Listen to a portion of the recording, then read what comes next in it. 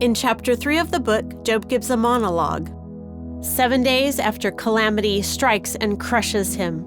Previously, Satan challenges God in saying that if God takes away the blessings that gave Job his perfect life, Job would surely curse him, which means to forsake God to his face. However, in chapter 3, what we see is Job opening his mouth to curse not God, but the day of his birth. He directs his pain and emotions toward himself. Thus, the entire chapter describes and expresses the anguish of his soul. In addition, the chapter also functions as a bridge from the background to the rest of the story. It picks right up after the prologue in chapters 1 and 2 and takes us straight into the dialogue from chapters 4 to 41. Consequently, chapter 3 ushers in a shift in the entire narrative of the book of Job. This main content in the chapter is Job cursing his day of birth. He fervently believes that if he had not been born, he would not have ever existed in the world. And if Job had indeed not lived, he would not have suffered so very severely at Satan's hand. Chapter 3 begins with him cursing his birthday as he exclaims, menacingly, "Let that day be darkness." This kind of language is anti-creation, as God commands in Genesis, chapter 1, "Let there be light," and there was light. However, Job speaks the opposite, darkness instead of light, into his day of birth. This contrast speaks of the reversal of creation. This language also appears in the prophetic books where God executes judgment on man. When God created things, it was the beginning of life. Therefore, the reversal of creation represents destruction. So when Job says, "Let that day be darkness," his words show his desire to have never been born or created into being by God. Why were their knees to receive me, and breasts so that I might be nursed? For now I would be asleep and at rest. For those who long for death, but death does not come. Those who search for it more than hidden treasures. I have no peace, no quietness. I have no rest. Only turmoil.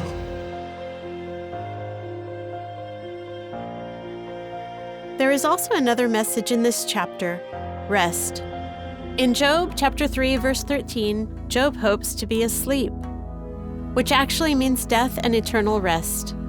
Later, Job also asks in verse 20, why is light given to one in misery? Some people want to die but still live. They are reluctantly enduring life, caught in an endless cycle of misery and despair. He continues in verse 23, God has fenced in one who cannot see the way.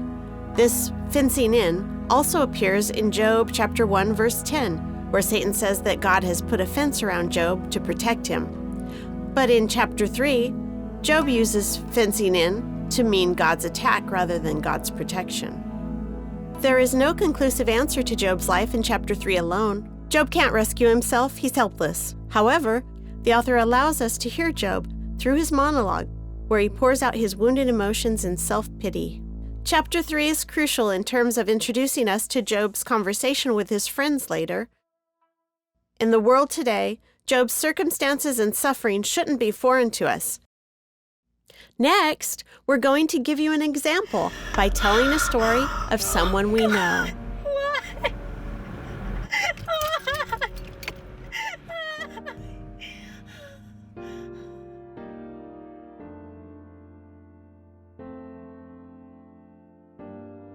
Life, our greatest mystery. What's going on, child?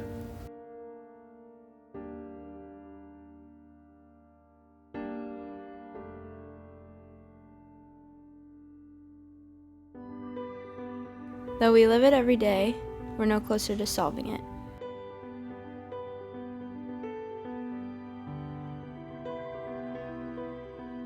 There are times we're empowered by the happiness, success, joy we find in it, feeling like we're on top of the world.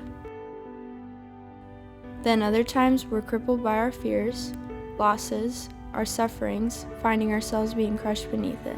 left questioning all we thought we knew, unable to change it, unwilling to accept it, and incapable of understanding it. I'm Rose.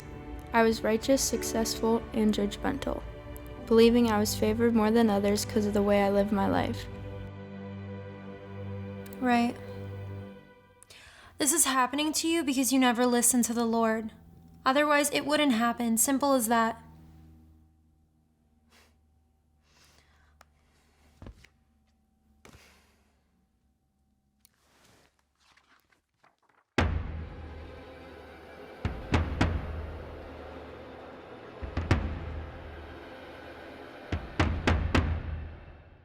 Curse God and die!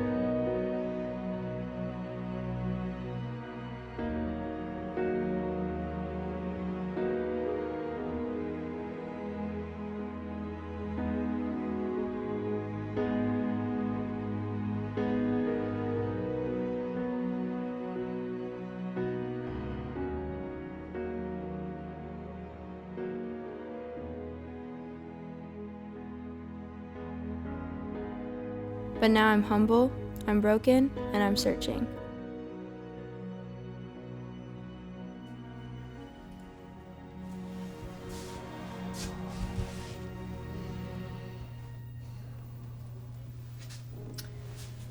The prognosis doesn't look good. It seems that there's an unusual lump on your throat, and your blood work points to it. It's what I feared.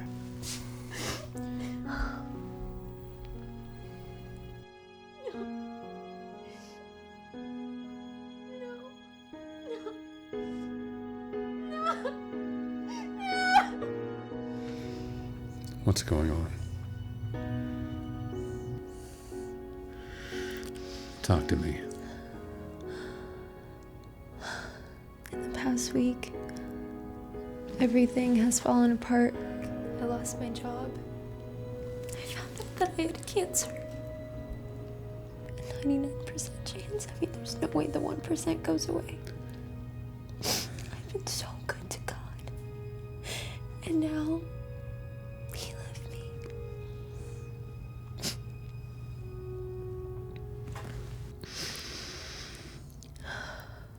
What's your name? Rose. Rose. God has a way of revealing that which we cannot see ourselves. Within these pages lie His words of love. And this is where we look for answers.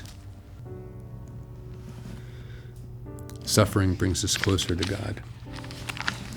And remember, Rose, God suffered to become closer to us. Let's talk about a man who is righteous, shunned evil, and feared God. His name was Job.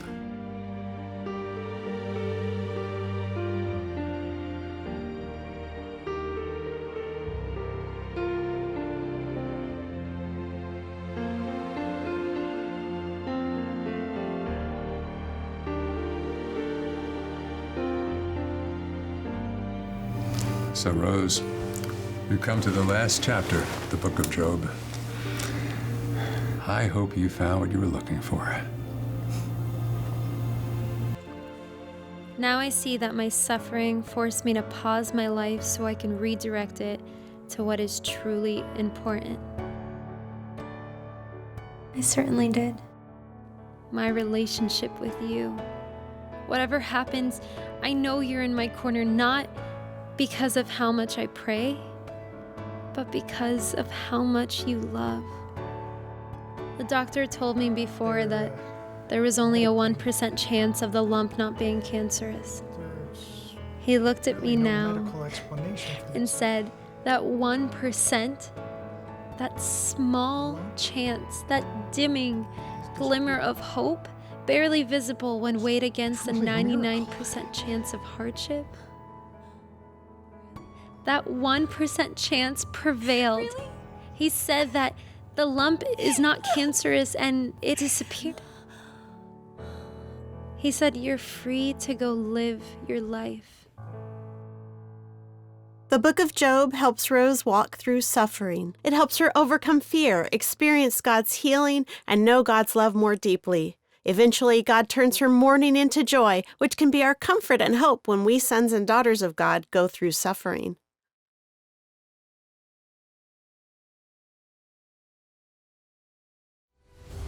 At Spring of Water International Ministries, we invite you to journey with us, giving seed to the sower and bread to the eater. Isaiah 55:10. To find out more, follow Spring of Water International Ministries.